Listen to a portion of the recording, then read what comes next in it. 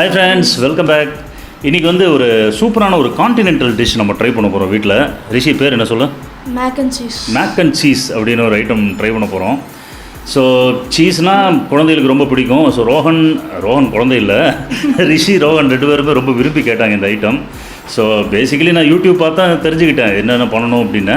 சரி வாங்க, ஒரு சிம்பிளான அதே சமயத்தில் ரொம்ப ரொம்ப ருசியான ஒரு மேக் அண்ட் சீஸ் ஐட்டம் வீட்லேயே தயார் பண்ணுறது அப்படின்னு பார்க்கலாம். ஸோ ஃபஸ்ட்டு இந்த மேக் அண்ட் சீஸ் செய்கிறதுக்கு என்னென்ன வேணும் அப்படிங்கிறத பார்க்கலாம். பார்த்தீங்கன்னா மேக்கரோனி வாங்கியிருக்கேன். இது வந்து 400 கிராம்ஸ். இது ஸோ இது வந்து தனியாக நம்ம தண்ணியில் பாயில் பண்ணி எடுத்துக்கலாம். அப்புறம் 1 லிட்டர் பால் எப்படின்னா நீங்கள் ஃபுல் க்ரீம் மில்க் வாங்கினாலும் ஓகே, ஃபேட் கம்மியான மில்காக இருந்தாலும் ஓகே. இது வந்து ரொம்ப ஸ்கிம்டு மில்க்னா அந்தளவுக்கு க்ரீமியாக இருக்காது. ஸோ நம்ம ஆவினில் பார்த்தீங்கன்னா இந்த பச்சை பாக்கெட்டுன்னு சொல்லுவாங்க இல்லையா, ஸ்டாண்டர்ட் மில்க், அது போட்டிங்கன்னா கொஞ்சம் நல்லா க்ரீமியாக டேஸ்டியாக வரும். சீஸ், ப்ராசஸ்டு சீஸ் வாங்கியிருக்கேன். அப்புறம் பட்டர், இதெல்லாம் வந்து தேவையான அளவு. அப்புறம் இந்த சில்லி ஃப்ளேக்ஸ், வரமிளகாய் வந்து இந்த மாதிரி ஃப்ளேக்ஸ் மாதிரி உடச்சி வச்சுக்கோங்க. அப்புறம் கடைசியில் வந்து தேவையான அளவு பெப்பர் பவுடர் போடணும். மைதா மாவு சொன்னான்னு தெரியல, மைதா மாவு வேணும். இந்த ஒயிட் சாஸ் மாதிரி ப்ரிப்பேர் பண்ணணும் ஃபஸ்ட்டு, அதுக்கு வந்து மைதா மாவு வேணும். ஸோ இப்போ பார்த்தீங்கன்னா ஸ்டவ்வில் வந்து தண்ணி கொதிச்சிட்ருக்கு. ஸோ இதில் வந்து கொஞ்சம் அந்த கொதிச்சிட்ருக்கிற தண்ணியில் ஒரு ஸ்பூன் சால்ட் போட்டுட்டேன். ஸோ இந்த தண்ணி கொதி வர இது 400 கிராம் இந்த பேஸ்டான்னு சொல்லுவாங்களா, பாஸ்டான்னு சொல்லுவாங்களா ரிஷி? பாஸ்டா. இந்த மேக்ரோனி பார்த்தீங்கன்னா இந்த எல்போ மேக்ரோனின்னு சொல்லுவாங்க இல்லையா, இந்த மாதிரி இருக்கும். ஸோ இந்த பாஸ்டா வந்து ஒட்டாமல் இருக்கிறதுக்கு 1 டேபிள் ஸ்பூன் ஆயில் நம்ம ஆட் பண்ணிக்கலாம். ஸோ இப்போ இந்த மேக்ரோனி உள்ளே போட்டதுக்கப்புறம் பார்த்தீங்கன்னா லைட்டாக அப்படி கொஞ்சம் கிளறி விட்ருங்க, அப்போ தான் ஒன்று ஒட்டாமல் இருக்கும். இந்த ஆயிலும் சேர்ந்து மிக்ஸ் ஆகிறப்போ பொலன்னு இருக்கும். ஸோ இது ஒன்ஸ் ஒரு நல்ல ஒரு கொதி வந்ததுக்கப்புறம் பார்த்தீங்கன்னா இது மீடியம் ஃப்ளேமுக்கு கொண்டு வந்து நல்லா வேக விடுவோம் கொஞ்சம் நேரம். ஸோ இது வந்து அப்ராக்சிமேட்லி ஒரு 10 நிமிஷம் ஆகும் இது கம்ப்ளீட்டாக குக் ஆகிறதுக்கு. குக் ஆகிடுச்சான்னு தெரிஞ்சுக்கிறது எப்படின்னா, அந்த ஒரு பாஸ்டா எடுத்து ஸ்பூனில் கட் பண்ணால் அது அழகாக 2ஆக கட் ஆகணும். அந்த மாதிரி ஆச்சுன்னா குக் ஆகிடுச்சுன்னு அர்த்தம். ஸோ இந்த பாஸ்டா நம்ம வேக வச்சு எடுத்துக்கிட்டோம். வேக வச்சு இது வந்து ஸ்ட்ரெயினர் யூஸ் பண்ணி ஸ்ட்ரெயின் பண்ணி வச்சுக்கோங்க. அப்புறம் கடைசியில் வந்து drinking water, cold drinking water இருந்ததுன்னா லைட்டாக அப்படியே ரின்ஸ் பண்ணி விடுங்க, அப்போ தான் ஒன்று ஒட்டாமல் இருக்கும்.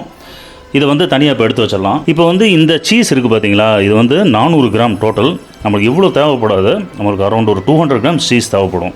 ஸோ இதில் வந்து பாதி சீஸ் வந்து நம்ம துருவி வச்சுக்கலாம். இந்த சீஸ் வந்து அமுல் ப்ராசஸ்டு சீஸ் நான் வாங்கினேன். என்ன சீஸ் வேணால் நீங்கள் யூஸ் பண்ணலாம், ஆஸ் லாங் அஸ் சீஸ் அப்படின்னு போட்டால் நல்ல ருசியாக இருக்கும். நிறைய இருக்குது, மொசரெல்லா சீஸு, செடார் சீஸ் அப்படின்னு. நான் ப்ராசஸ்டு சீஸ் யூஸ் பண்ணுறேன். இது வந்து நல்லா துருவி வச்சுக்கணும் ஃபஸ்ட்டு. ஸோ நம்ம வடை சட்டி யூஸ் பண்ணி மேக் அண்ட் சீஸ் செய்ய போகிறோம். உலகத்திலேயே வடை சட்டி யூஸ் பண்ணி மேக் அண்ட் சீஸ் செய்ய போகிற முதல் ஃபேமிலி நம்ம தான் நினைக்கிறேன். ஏன்னா அது சூட்டபிள் பாத்திரம் இல்லை, வேற ஒன்றும் இல்லை. சரி, இப்போது கடாயை வச்சு பார்த்திங்கன்னா நல்லா சூடாயிருச்சு. இதில் வந்து இப்போது கொஞ்சம் பட்டர் ஆட் பண்ணிக்கலாம் நம்ம. ஸோ பட்டர் வந்து ஒரு அப்ராக்சிமேட்லி ஒரு 50 கிராம்ஸ் போட்டுருங்க. இது வந்து மீன்வேல் சிம்பிளாக தான் இருக்கணும். இது வந்து பட்டர் மெல்ட் ஆக 2 குழிக்கரண்டி அளவு மைதா மாவு ஆட் பண்ணிக்கோங்க ஒயிட் சாஸுக்கு. இப்போ 400 கிராம் அப்படின்னா 1 குழிக்கரண்டி ஆட் பண்ணால் போதும். 200 கிராம்ஸ் அப்படின்னா 400 கிராம்ங்கிறதுனால 2 ஆட் பண்ணிக்கணும். ஸோ இந்த பட்டர் மெல்ட் ஆக இதை வந்து அப்படி இந்த ஒரு ஒயிட் சாஸ் இப்படி தான் ப்ரிப்பேர் பண்ணணும். ஸோ இந்த பட்டர் வந்து கம்ப்ளீட்டாக மெல்ட் ஆகி கருகாமல் பார்த்துக்கணும். அப்படி இந்த மைதா மாவை போட்டு கிளறப்போ பார்த்திங்கன்னா கிட்டத்தட்ட ஒரு பால்கோவா மாதிரி ஒரு அப்பியரன்ஸுக்கு மாறும். லைட்டாக ஃப்ளேம் ஜாஸ்தி வச்சுக்கலாம். இந்த மைதாவோட பச்சை வாசனை போகிற வரைக்கும் இது லைட்டாக அப்படி கிளறி விடணும். நல்ல ஒரு பட்டரி நல்ல வாசனை ஒன்று வருது. ஸோ அந்த வாசனை தான் இண்டிகேஷன், அந்த மைதா மாவு வந்து இந்த பட்டரில் ரோஸ்ட் ஆகிற ஒரு நல்ல வாசனை. ஸோ இது அந்த ஒரு ரோஸ்டட் ஸ்மெல்லு வர நம்ம பால் இருக்கு இல்லையா, அது வந்து அப்ராக்சிமேட்லி 4 கப் பால், அதாவது 1 லிட்டர் 400 கிராம் பாஸ்டா நீங்கள் செய்கிறதுக்கு 1 லிட்டர் பால் போட்டிங்கன்னா பெர்ஃபெக்டாக இருக்கும். அந்த பால் வந்து கொஞ்சம் கொஞ்சமாக ஆட் பண்ணி அப்படி கிளறிட்டே இருக்கணும். இந்த பால் வந்து இப்படி கொஞ்சம் கொஞ்சமாக ஆட் பண்ணணும். ஒரு 1/2 லிட்டர் பால் ஆட் பண்ணிடுங்க. ஆட் பண்ணி அப்படி இந்த மைதா பட்டர் அந்த மிக்சரை வந்து நல்லா அப்படி உடச்சி விட்டு நல்லா கரைக்கணும். இந்த பால் ஊற்றினோடனே பார்த்தீங்கன்னா கொஞ்சம் அந்த கட்டியாக தான் இருக்கும். நான் லைட்டாக அப்படி மசிச்சு விடணும் கரண்டி வச்சு. அப்படியே திக்காக ஆரம்பிக்குது பார்த்தீங்களா, அப்படியே கெட்டியாக ஆரம்பிக்கும். அதுதான் ஒயிட் சாஸோட அந்த கன்சிஸ்டன்சி. அப்படியே மிச்ச பாலே இதில் ஆட் பண்ணணும். ஸோ மொத்தம் இதில் வந்து இப்போ 1 லிட்டர் பால் ஆட் பண்ணிட்டேன். அந்த மைதாவும் கிட்டத்தட்ட எல்லாமே நல்லா கரைஞ்சிட்டு வருது. இதில் வந்து இப்போது ஒரு ஸ்பூன் சால்ட் ஆட் பண்ணணும். சால்ட் நீங்கள் வந்து ஆட் பண்ணிவிட்டு நீங்கள் லைட்டாக டேஸ்ட் பார்த்து கூட வேணுங்கிற அளவு நீங்கள் அட்ஜஸ்ட் பண்ணி போட்டுக்கலாம். ஸோ இந்த பால் வந்து சூடு ஆக இதில் வந்து கொஞ்சம் பெப்பர் பவுடர் ஆட் பண்ணிக்கலாம். ஒரு 1/2 டேபிள் ஸ்பூன் அளவுக்கு பெப்பர் ஆட் பண்ணிக்கலாம். பெப்பர் வந்து கொஞ்சம் கம்மியாக வேணும் அப்படின்னு நினச்சா கம்மியாக போட்டுக்கோங்க. உங்கள் விருப்பத்துக்கு தகுந்த மாதிரி ஆட் பண்ணிக்கலாம். நான் ஒரு 1/2 டேபிள் ஸ்பூன் தான் நான் பெப்பர் ஆட் பண்ணியிருக்கேன். லைட்டாக அதையும் மிக்ஸ் பண்ணி விடுங்க. இப்போவே அந்த ஒரு கான்டினென்டல் வாசனை வந்துருச்சு இல்லையா? சரி, இப்போது இந்த பால் வந்து இப்படி லைட்டாக திக்காக ஆரம்பிக்கும். இந்த திக்காக ஆரம்பிக்கிற சமயத்தில் நம்ம இந்த துருவி வச்சுருக்கோம் பாருங்கள், இந்த சீஸ் இருக்கு இல்லையா? இந்த சீஸ் வந்து ஒரு 4-5 ஸ்பூன் வந்து முதலே ஆட் பண்ணணும். இந்த சீஸ் வந்து இதில் ஆட் பண்ணிக்கலாம். போதும். இந்த சீஸ் வந்து கடைசியில் கார்னிஷிங்க்கு மேலே இந்த சீஸ் வந்து போட்டவனே வந்து பார்த்திங்கன்னா அந்த சூட்டுக்கு நல்ல அந்த பாலோட பிளெண்ட் ஆயிரும். இந்த ஐட்டம் இருக்கு இல்லையா, மேக் அண்ட் சீஸ் வந்து கொஞ்சம் கேலரிஸ் அதிகம்தான். இது வந்து நல்லா திக்கான பால், பட்டர், அப்புறம் சீஸ் எல்லாம் போட்டு செய்கிறோம். ஸோ நம்ம போட்ட அந்த மிக்சர் வந்து ரெடி ஆகிட்டுருக்கு. ஒரு கொதி வரட்டும். கொதி வந்தவொடனே நம்ம அந்த வேக வச்ச மேக்ரோனியை வந்து இதுக்குள்ளே ஆட் பண்ணணும். கொதி வந்துருச்சு சொல்ல இப்போ இந்த மேக்ரோனி வந்து கொஞ்சம் கொஞ்சமாக ஆட் பண்ணிக்கலாம். சிம்மில் வச்சுக்கலாம். ஸோ இந்த மேக்ரோனி ஆட் பண்ணிட்டோம் பாருங்கள். நல்லா ஆட் பண்ணவுடனே அந்த ஒரு க்ரீமி ஒரு கன்சிஸ்டன்சி நல்லா தெரியுது. அந்த மேக்ரோனி வந்து நல்லா பிளெண்ட் ஆகுது அப்படியே அந்த மில்க் அண்ட் சீஸ் அந்த சாஸோட நல்லா அப்படி கிளறி விடுங்க.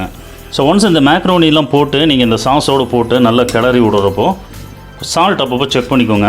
கம்மியாக இருக்குன்னு ஃபீல் பண்ணிங்கன்னா அதுக்கு தகுந்த மாதிரி லைட்டாக ஆட் பண்ணிக்கோங்க. பெப்பரும் அதே மாதிரி தான். இந்த சில்லி ஃப்ளேக்ஸ் வந்து கடைசியில் நம்ம ஆட் பண்ணுவோம் ப்ரெசன்டேஷனுக்கு. ஸோ லைட்டாக ஃப்ளேம் ஜாஸ்தி பண்ணிக்கலாம். இது வந்து நல்ல திக்காகணும். இந்த லிக்விடி கன்சிஸ்டன்சி இல்லாமல் இனி கொஞ்சம் திக்காச்சுன்னா சாப்பிட்றதுக்கு நல்லாயிருக்கும். ஸோ லைட்டாக சால்ட் ஆட் பண்ணிக்கலாம். கொஞ்சம் சால்ட் கம்மியாக இருக்குது.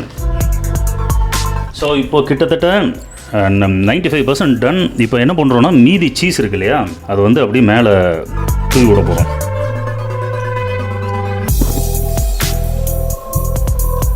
ஸோ இனி ஒரு ஃபியூ மினிட்ஸில் இந்த ஐட்டம் ரெடி ஆயிரும். இப்போது வந்து it's time to add chilli flakes.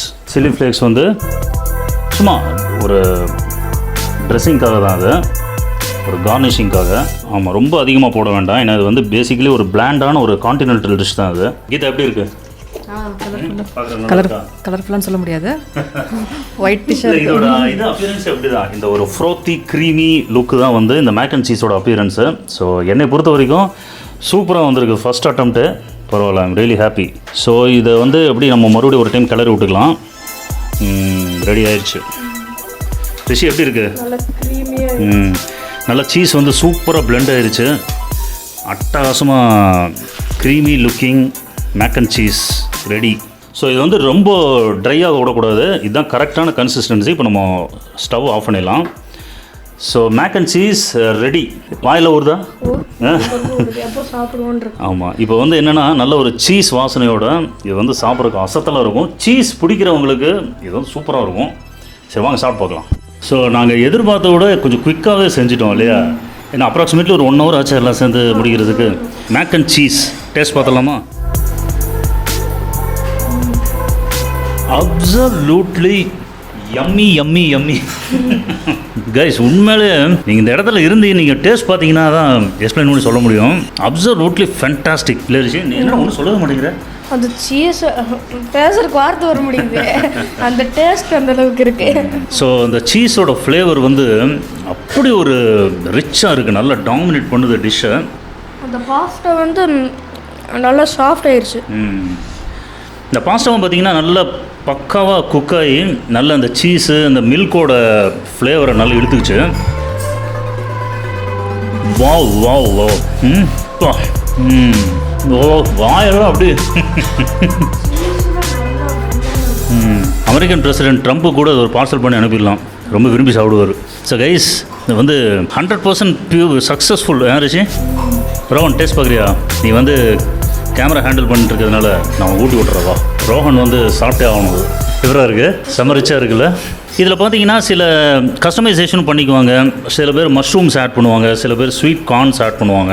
உங்கள் விருப்பம் தான், நீங்கள் விருப்பம்னா போட்டுக்கலாம். But simple mac and cheese நினச்சவொன்னே நீங்கள் ப்ரிப்பேர் பண்ணணும் அப்படின்னா இந்த மாதிரி செஞ்சு சாப்பிட்லாம். கொஞ்சம் சில்லி ஃப்ளேக்ஸ் போட்டால் பயங்கரமாக இருக்கும். கொஞ்சம் லைட்டாக ஸ்பைஸ் கம்மியாக இருக்கும். இது வந்து சில்லி ஃப்ளேக்ஸ் வந்து கம்மியாக தான் போகணும் ரிஷி. ஏன் தெரியுமா? இதுதான் அதோட ஒரிஜினல் டேஸ்ட். இந்த ஒரு பிளாண்டி, இந்த ஒரு சீஸி டேஸ்ட் தான் வந்து ஒரிஜினல். வரமிளகா நிறையா போட்டால் நம்ம செட்டிநாடு டேஸ்ட் வந்துடும். குழந்தைகள் யாராவது கிட்ஸ் பார்த்துட்டு இருந்தீங்கன்னா உங்கள் வீட்டில் மம்மிக்கிட்டே டேடிக்கிட்டையும் கேளுங்க இதை செஞ்சு கொடுக்க சொல்லி. கண்டிப்பாக உங்களுக்கு ரொம்ப பிடிக்கும். ஸோ சைன் ஆஃப் பண்ணுறது கூட எனக்கு மனசு வரல, அப்படியே உங்கள் முன்னாடி சாப்பிட்டுக்கிட்டே இருக்கலாம் போல தான் இருக்குது. கண்டிப்பாக ட்ரை பண்ணி பாருங்கள், உங்களுக்கு ரொம்ப ரொம்ப பிடிக்கும். ரெஸ்டாரண்ட்லேயே பார்த்தீங்கன்னா ஒரு சின்ன பவுலுக்கே வந்து இது 150 rupees அந்த மாதிரிலாம் சார்ஜ் பண்ணுவாங்க. அப்ராக்சிமேட்லி இதுக்கு என்ன செலவாயிருக்கும், ஒரு 200 rupees 250 rupees செலவாயிருக்கும். ஆனால் வந்து நல்ல குவான்டிட்டி, 4-5 பேர் ஆசை தீர சாப்பிட்ற அளவுக்கு நாங்கள் செஞ்சுருக்கோம். நீங்களும் ட்ரை பண்ணி பார்த்துட்டு எப்படி இருக்குது அப்படின்னு எனக்கு தெரியப்படுத்துங்க, ஃபோட்டோஸ் எனக்கு அனுப்புங்க. ஸோ இதே மாதிரி இன்னொரு ஐட்டத்தோடு உங்களை சந்திக்கலாம். அது வரைக்கும் signing off with all my family members, Rishi and Manojkumar. Bye bye bye. சரி, இது சாப்பிட்டு காலி பண்ணிடலாம். சான்ஸே இல்லை, கேமரா ஆஃப் பண்ணுறதுக்காக நான் வெயிட் பண்ணிருந்தேன்.